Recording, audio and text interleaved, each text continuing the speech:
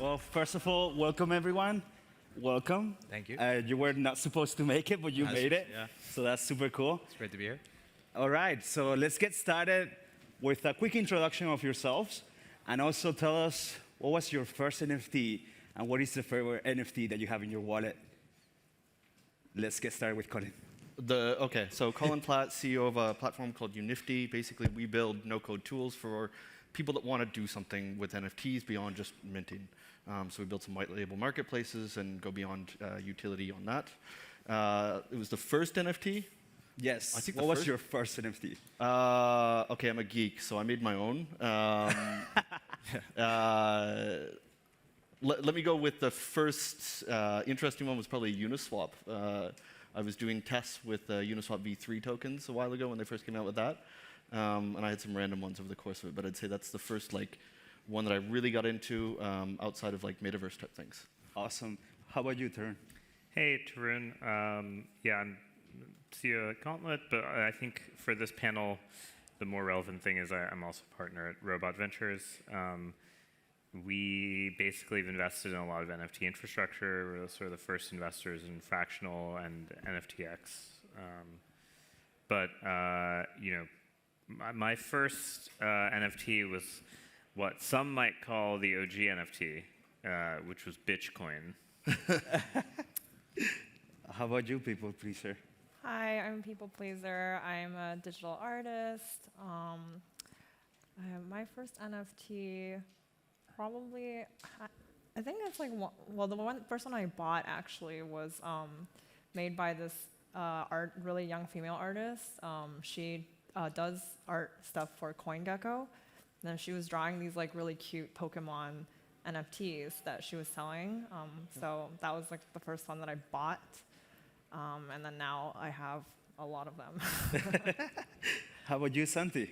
Santiago. I guess I'm just an investor. Most recently, Verify Capital. I did my first NFT just to understand it, just to get my hands dirty, I guess. The one that I first bought or minted was a CryptoPunk back in the day, and then really didn't think much of it until recently. Okay, cool. That's awesome. From my side, my first NFT actually was CryptoKitties. Awesome. And okay, now let's talk a little bit about how should we be building communities around NFTs and what makes them strong. Let's start with you, people pleaser. Well, I guess my story was a little bit, this community, I didn't intentionally build, and then it just kind of, Santiago, Tarun, they're both part of pleasrdao, which was initially formed. I sold an NFT back in March, which was also the Uniswap v3 announcement animation that I had made.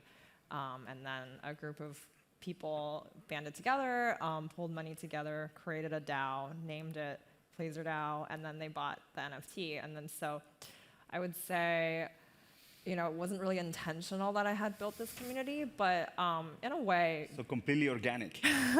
I guess. I wasn't expecting it at all. But in a way before that, because I had been pretty involved in DeFi, and I was working frequently with a lot of people in DeFi and making cool animations for various DeFi protocols. So probably just engaging with that community was how I built up, sort of like mine. And I think that it is quite different from a typical NFT artist's path to becoming an NFT artist that has a community.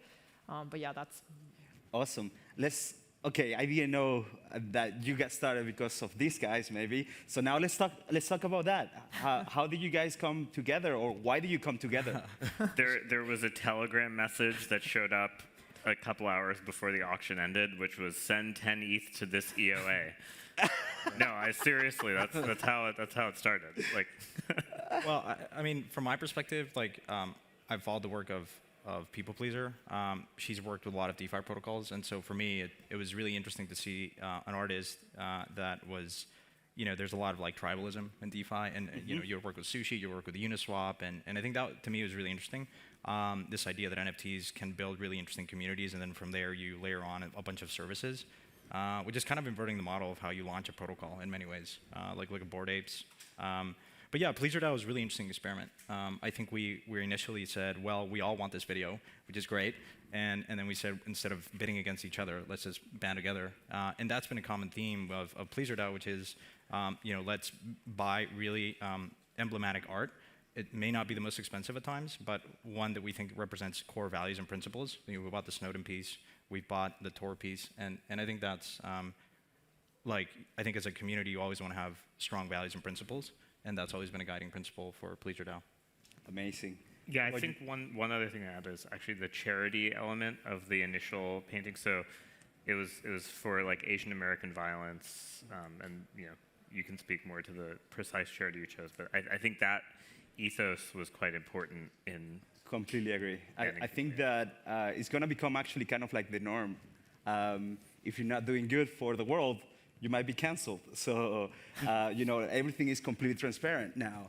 So I think, our society is having kind of like a social awakening. So I'm super excited about that. How about you, Colin? How can we build strong communities, or how are communities being built around NFTs? So we're in an interesting place where we work, and we see a lot of communities kind of starting out, or communities branching from more traditional methods into NFTs. And what's really cool is if you kind of contrast it with more traditional crypto stuff, if we can call it traditional, like ERC20-based communities, it seems like a lot of those people get involved and become part of the community, and it's almost like a pejorative thing. Like, to be a community member is to be a bag holder. Like, you made a loss and you sit there. Whereas like NFT holders, a lot of people come in not primarily motivated by a financial return, or not solely motivated, and it becomes this really cool network. And it's either built around the artists or just around the community members themselves of talking to people. And you see my shirt, I'm in the Pudgy Penguin community since very early. You meet a lot of people that do interesting things, and you wouldn't otherwise interact with them. And I get messages all the time. And if you see a Pudgy Penguin, PFP, you respond to that before anything else, and it's always reciprocal. So I think having communities that realize they want to be part of a community and want to grow that community and have something to share in common is a really cool way to do that. And I've hired a ton of people through NFT-based communities, done work, and contributed other things based on that. So realizing that it's more than just a financial return, I think, is a strong part of building a strong community. Amazing. What is the community that you're most passionate about, apart of the penguins? Well, outside of my own thing, I have to mention our own project, but I quite like the Kia Sedonas. I know it's really funny, the 2007 Kia Sedonas, but the team behind it is doing some funny, funky stuff. They launched in some different ways. So seeing kind of the technology in there, and I'm contributing on that. I also really like the Loot community. Just because Which one? Loot. Yeah. So the white words on black backgrounds. Just because it is such a simple thing, and it brought a lot of really smart people in to go, hey, why don't we try doing this? And actually producing stuff that people liked to try to mint. It maybe went a little bit too far into that direction, but just seeing kind of the animation and lots of smart people doing stuff and delivering something that is just that small increment has been a fascinating experience. You touched upon Loot. Yes. Can you elaborate a little bit on that? Like, why do you think it's so attractive to so many people? Yeah, so there's two things that I really found interesting, and I don't know if novel is the right word, but it was the first project that I saw that really brought this to the forefront. Everything is on-chain, and what Loot is, if you're not familiar with it, it's pseudo-random numbers that were just picked from a list, and it kind of follows something like a Dungeons & Dragons type role-playing game. And it launched with literally just white written words on black backgrounds, and that was the NFT. So there's no art, there's no reason to look at it. And a lot of projects then came and said, hey, well, let me take that. And the first project was abstract art. And the concept was, if you hold a loot, you can take the abstract art that was built off of those words to represent something. And then people took that idea and they said, well, let me create characters, let me create maps, different images, let me create stories that go with these things. And just see the kind of iteration that comes on top of that is just fascinating. Much of it's quite simple. Some of it is extremely intricate and trying to build really out there things and people raising money on that. Yeah, so we talk when we talk about DeFi, we talk about Lego blocks. So to me, it sounds like this new experiment with Loot was kind of like a Lego block, right? And people were building on top of it and so on. So yeah, it's super interesting. How about you, Tarun? In terms of Loot? No. In terms of like, what's the community that you're most passionate about? Actually, probably recently Loot for sure. I think we definitely kind of minted a bunch in the beginning. One thing about Loot that's actually interesting community-wise is that the idea of the item being built before the game is like a fundamental core like principle of this community, where like the cards are the items and people build multiple games on top of it. You kind of get like this interoperability between like use cases for a specific item, instead of like, I have a game like Axie, it's hard to kind of like take the Axie items and then use them in some other platform easily. So Loot kind of flipped that on its head, and I think that's what really made the community kind of go a little bit wild. I think, of course, it had some governance difficulties, but it's been I think it's like probably the most active Discord. I had to delete Discord for a few days because like my computer was like slowing down after joining that. So. If I could add one thing on Loot, I think please. it's, most people tend to think that NFTs are just art because they're very visual representations of data. But I think it starts, and I guess most people might be wondering, like, what do I care about a pixelated punk? It looks really simple. Someone can just copy it, create it. But I think it's just proving out a use case of taking data and then doing really interesting things around that. Because I think we forget that at the end of the day, it's data that's underlying a lot of these NFTs. And it starts with art, but it can be extended to insurance contracts, real estate, pretty much any liquid asset. And I think art is just the first use case of many. Just to expand on that, why can I just not right-click and save it? No, you can. Okay, but this argument that In the same way, it's like I'm like, hey, you want to copy my punk? Go at it. It's no different than you having a picture of the Mona Lisa in your house. It just adds, in fact, more value. A lot of people, I guess, will understand that. I mean, at the end of the day, everything is very subjective. Even Bitcoin, Ethereum, like anything, right? More people copying your NFT and showing it as their profile picture or in their house just enhances the value of that. But I think if you talk to folks like in Sotheby's and Christie's and art collectors, there's two things. One is provenance. There's an undisputable it's undisputable the provenance and the ownership of the NFT.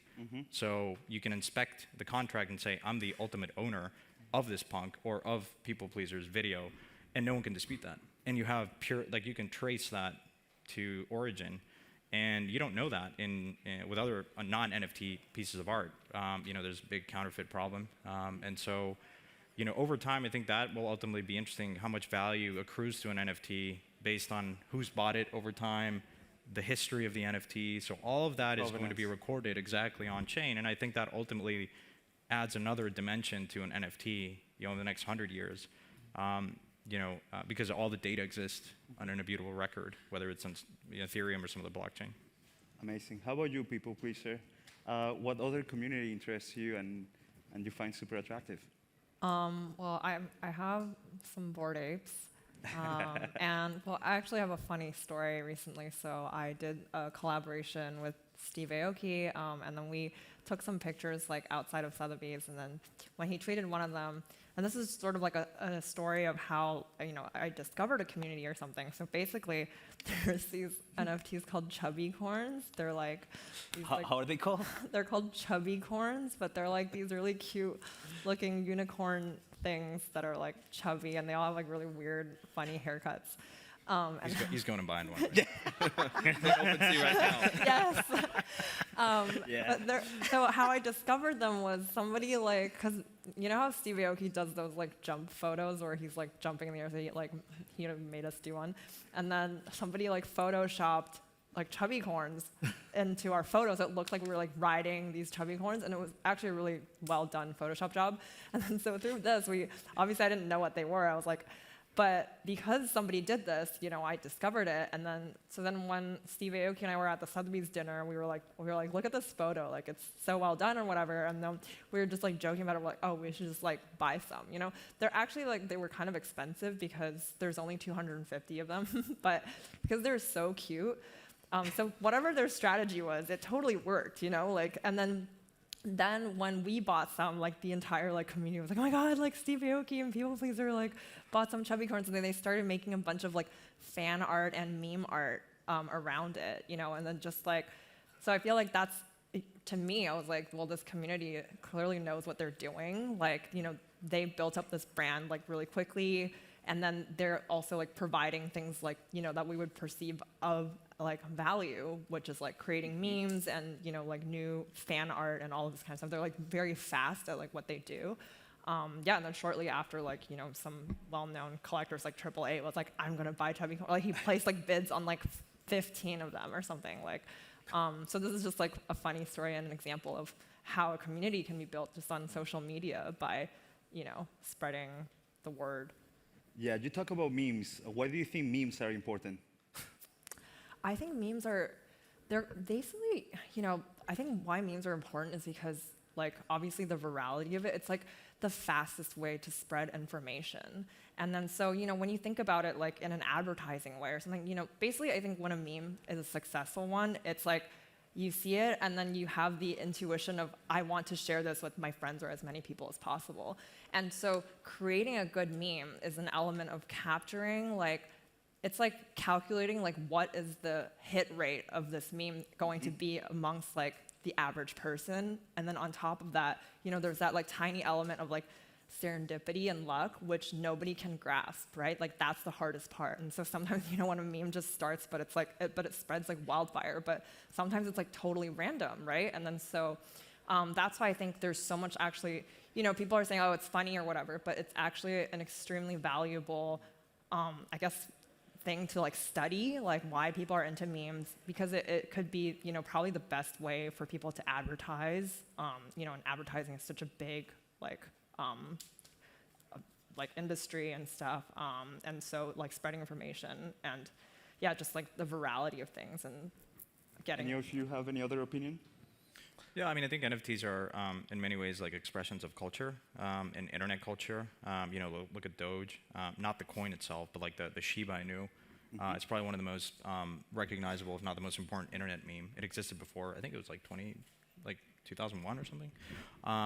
And yeah, like I think ultimately, like younger generations really like NFTs because my long thesis view is like, we tend to think of like how you identify yourself. I think is going to radically shift. Like I don't identify myself as a particular member of a country more so than a community in crypto. And I think younger generations understand that. Like you look at esports, like they're probably there's higher affiliation to an esports team than to their soccer team. And I'm sorry, I know you guys are really passionate about the English Premier League here. But like I ultimately think that like NFTs allow you to say when you buy an NFT or you get gifted an NFT, it expresses you're making a very implicit or I guess explicit expression of your identity. And when you buy a punk, when you buy an ape, when you buy whatever random NFT, and I think that's pretty powerful.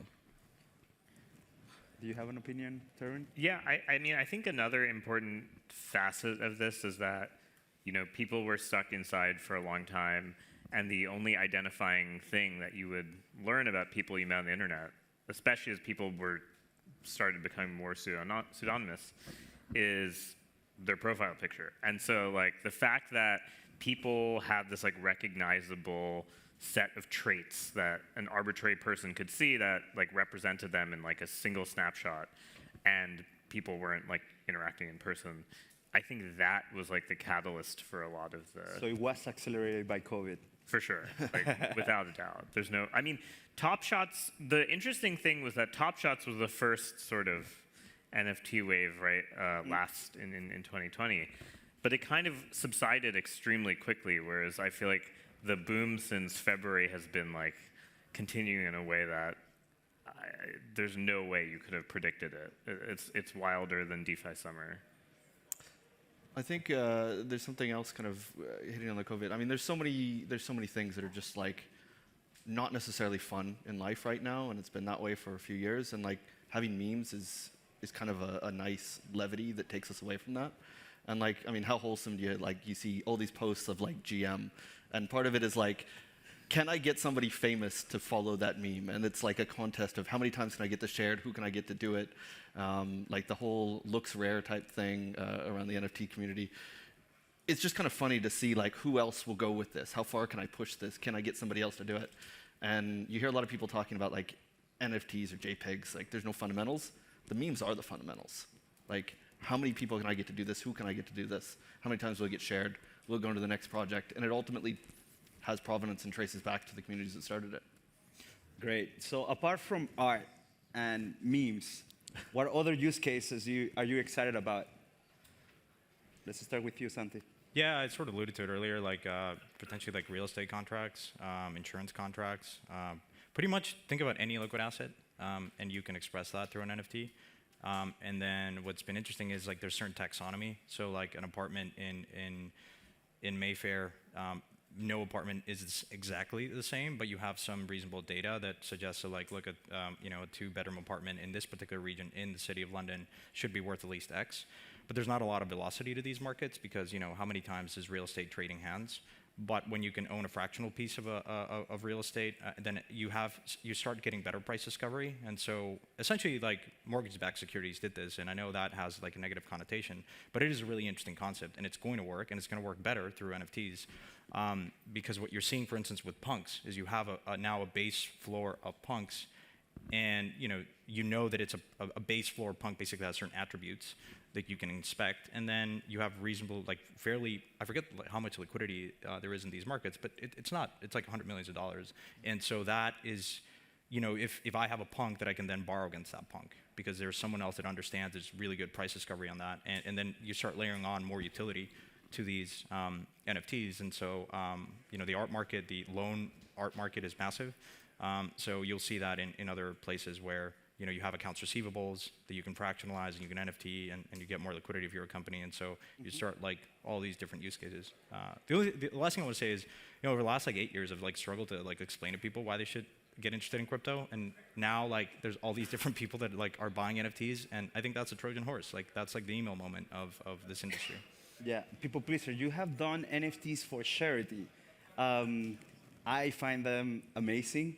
How do you think communities can be empowered with NFTs? Well, for me, I have been sort of like interested in investing in cryptocurrency since 2017,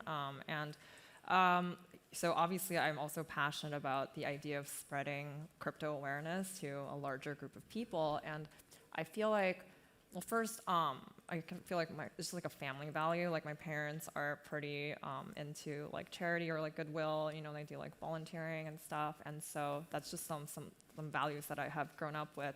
And also because I feel like there's probably a lot of people who either weren't aware of cryptocurrency or the blockchain, things like this. And then so when NFTs really started blowing up, I was just thinking that.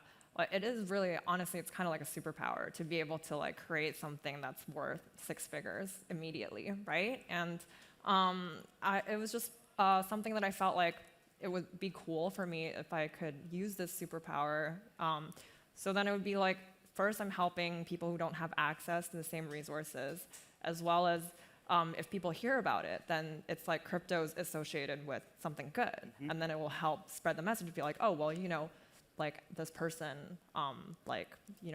their life was improved because of like this NFT movement or something, and that's something that I hope continues, and I think I have seen a lot of artists becoming inspired by sort of like what I did initially, and then now also wanting to like so for example, the first fund that I created with my first and like the auction, which is called the Stand with Asians Fund, is now also. And it's good with charity because like the blockchain is transparent, so you can see where this money is going, and it's all like there for everybody to see, and it's documented.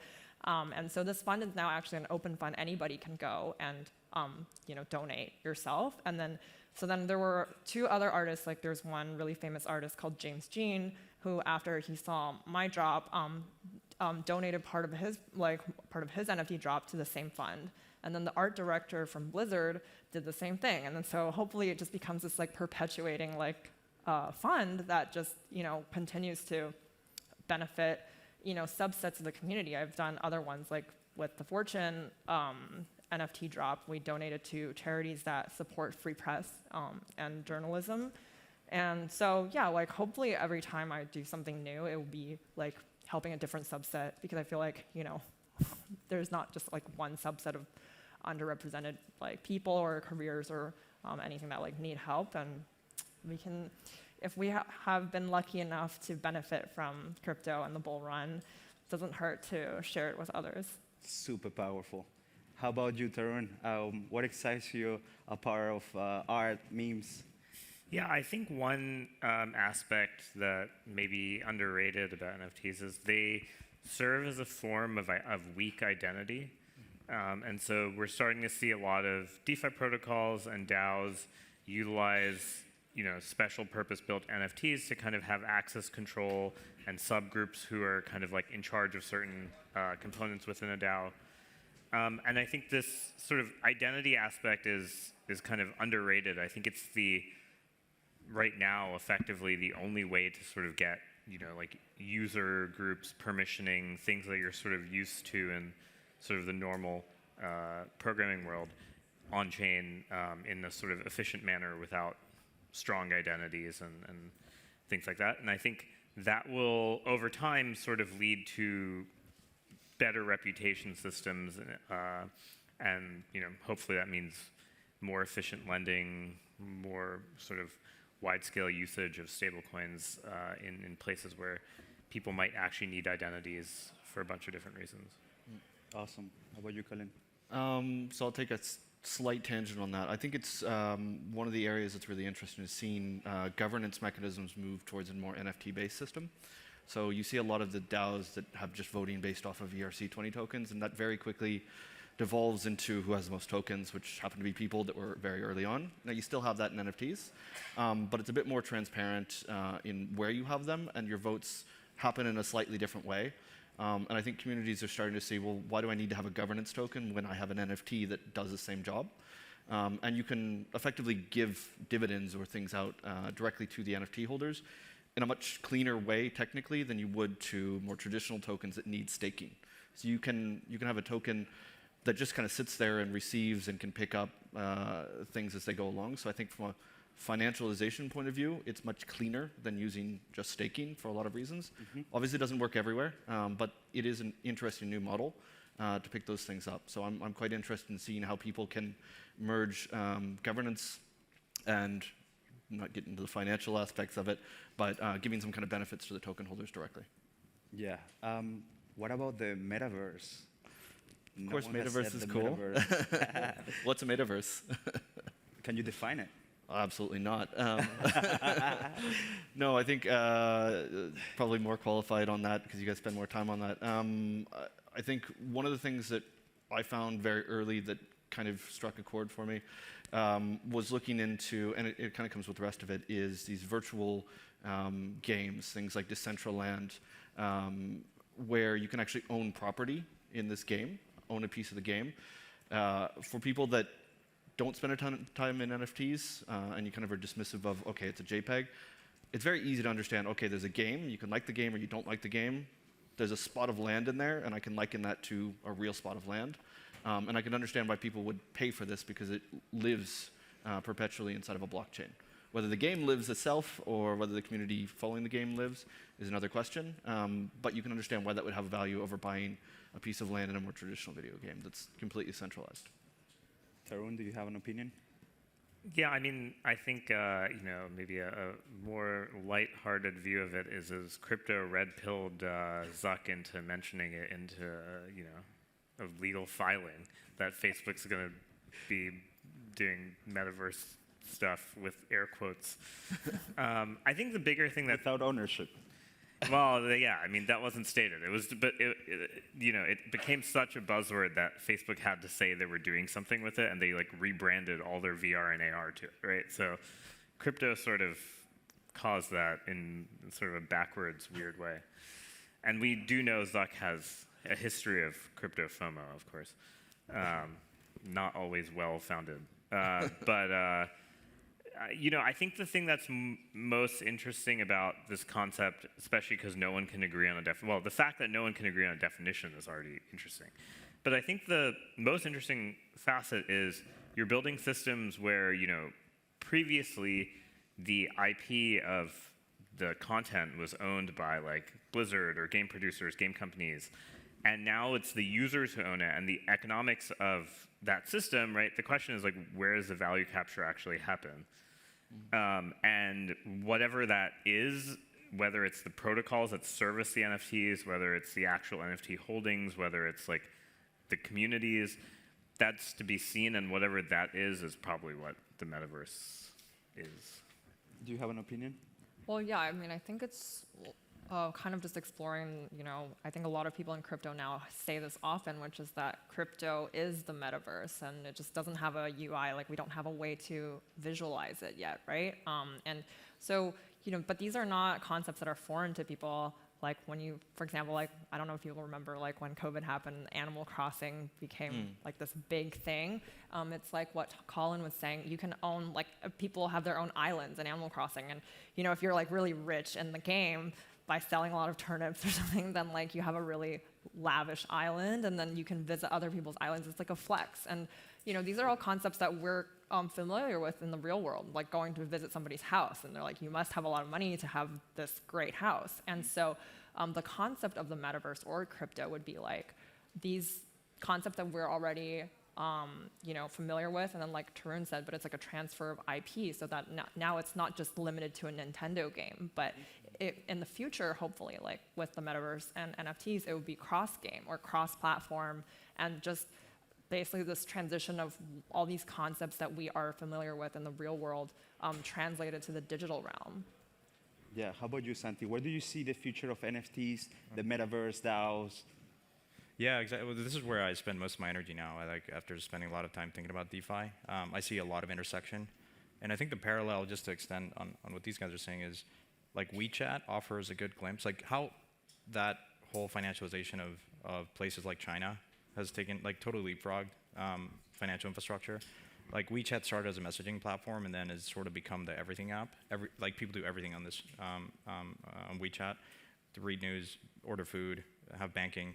And I think in a similar way, like I think of people come to the metaverse, like think of, you have the entire distribution of the internet, which you can use, and then people come to this place knowing that there are certain guarantees that they're gonna own what they produce, and they're gonna create a lot of value. So, this whole play to earn movement that Axie sort of pioneered, which is, especially in COVID, people get hit hard, and in places like Vietnam and the Philippines, it's just created an entire economy. More so than like Uber did for, an idle asset like a car. People can just go play Axie and make 5 times more than the average income. And is it a fun game if it's what you do for a living? I don't know. Like, it's a pretty fun game from my perspective. But I think it really opens up these, like, is it crazy to think that there will be like digital real estate brokers for metaverse land? And you start creating all these different, look, we're spending more time in the digital world. And I think it's gonna get pretty crazy with VR and AR anyways. And I think it's going to be explosive. Like, look, Axie is a fairly young game. Is a team that had like less than 50 people. Sky Mavis is a studio, and it's probably the 10th or 12th largest game studio in the world now. It's going to crank like 1.5 billion in revenue this year. Fortnite is doing 5 billion, and it's been around for a long time. And just to put you in perspective, like things in crypto don't scale linearly. Well, nothing really does, but I think like it is very viral, particularly as you see with open source communities. It really starts from the bedrock of you own your IP, and I think people really value that. Now you have a way to just capture that value with crypto. Tarun? Yeah, I mean, I think the main question is what the interface will be. We were talking about, hey, like the UI hasn't been made. And in some sense, the HCI question of like what interface will be the dominant interface for this world is still quite unsettled. In the same way that the mobile phone was not like, it wasn't obvious that would be the dominant interface for the internet. I'm not convinced it's any of the ones that we see right now. They might all be kind of like head fakes, and there's a completely different modality in which people interact with this system, especially given how hard it is to get people to get used to self-custody, to kind of this point of everyone wants to own their own IP, no one wants to secure their own keys. Or not no one, but most people don't. Yeah, that's true. Colin, do you have an opinion? So I think there's an interesting thing in there about financialization. I think I first got into crypto in 2013, and it was still very much like an anarchist type thing and like very on the side. And I think that there's some really interesting things that are still bubbling that direction, and behind kind of all the fun, cute pictures that we have out there. There is the whole concept of having that extra judicial ownership of IP, and creating these communities that are truly global and span across borders. Whether we label that as a metaverse or just different communities, I think is an interesting way to look at that, and I think that will be a growth area. What I question is, kind of going tangential off this, is fractional ownership of NFTs to me seems almost counterintuitive, so I'm not sure. Can you expand on that? Yeah, so I mean, before NFTs really came to the forefront, everything was fractional, and that was one of the big things about crypto is you can split tokens up into lots and lots of parts. You've got 18 decimals by default in most Ethereum tokens. And then we went and we said, okay, let's create things like chubby coins that have 250. Okay, now let's split that back up into like infinite parts. Like within a community, let's take CryptoPunks as an example. You're a full-fledged member of a CryptoPunk community if you own one or more CryptoPunks. How do we consider people that own 1/5 of a CryptoPunk? Or pleasrdao is another good way to look at it, which is not necessarily fractional, but you're a member of that community that owns this thing inside of it. And I think that's perhaps a more interesting way to look at it, by creating this new tangential community that is the whole ownership. Now, do we create that through a fractional ownership of a single asset inside these communities? Do they become second-class citizens inside of this? What is it? But that's an area that I think will have to be thought out, and I quite like the pleasrdao answer compared to some of the NFTX type solutions. Do you think NFTs are going to be bigger than ERC20s? Okay, I see you're nodding. Can you tell us a little bit? Yeah, well, define bigger.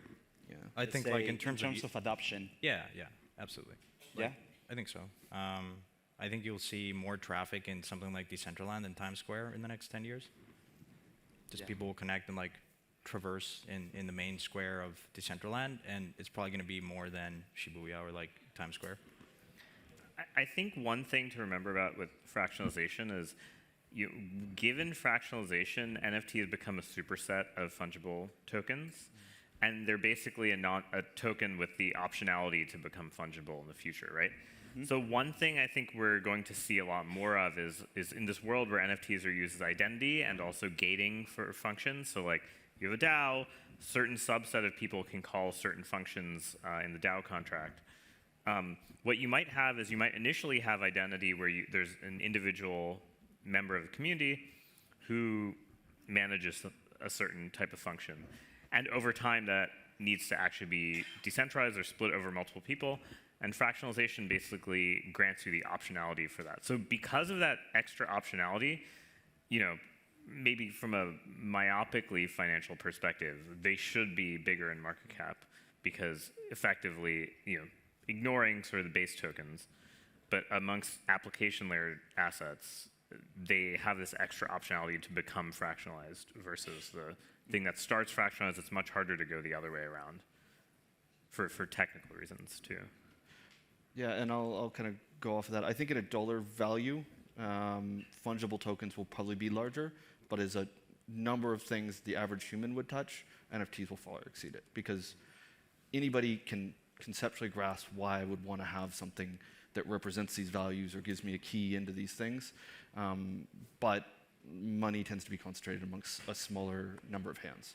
So I think we'll probably see things like stable coins and things like Bitcoin or Ether be much larger in dollar value, but held amongst a much smaller base or concentrated compared to other things that can be spun up and create new things constantly. As investors, Santi and Tarun, what are you looking at? What type of KPIs are you looking at when you want to invest in NFTs? In DeFi, there might be some KPIs that people are looking at. What are those KPIs for NFTs? Yeah, so I think we've focused much more on NFT infrastructure, so like fractional for fractionalization. I think like the main thing that we really looked at was people who have experience in DeFi building in NFT land are extremely rare. And I think like the translational skills to actually have sort of rigorous financial intuition versus, NFTs are, I'd say on the programming side, like you can be a significantly worse programmer to work in NFT contracts in general. And I think most of our KPIs are the developer quality. Like in my mind, I was an engineer for 10 years, so like really strongly believe that that is the ultimate indicator in a lot So of the cases. humans behind it. The humans, yeah. How about you? Yeah, as an investor, look, I'm not an art connoisseur by any stretch of the imagination. I sort of tend to gravitate. It's easier for me to conceptualize, like, if I want to express a view that NFTs are going to be X, then buy the underlying infrastructure. So things like OpenSea, Rarible, like some of these marketplaces, some of these games. I think if you were to say, how do you value a Punk or how do you value a Bored Ape? Is it worth X or Y? I have no idea. Like, you can inspect, there are certain rarity traits of these things, which gives you some reasonable sense of, hey, there's X amount of hoodies. I like hoodies just because I like hoodies, and I think they're emblematic of crypto culture. But absent that, it's very subjective, right? So I tend to gravitate on the infrastructure side of things. For games, you obviously have KPIs like active users and how the actual game economy is going to work, I think is an open question. And so just looking at users, retention, what are they doing, how much time is spent there. All of these games have in-game tokens, so what is the velocity of that token, what is the purpose of that token?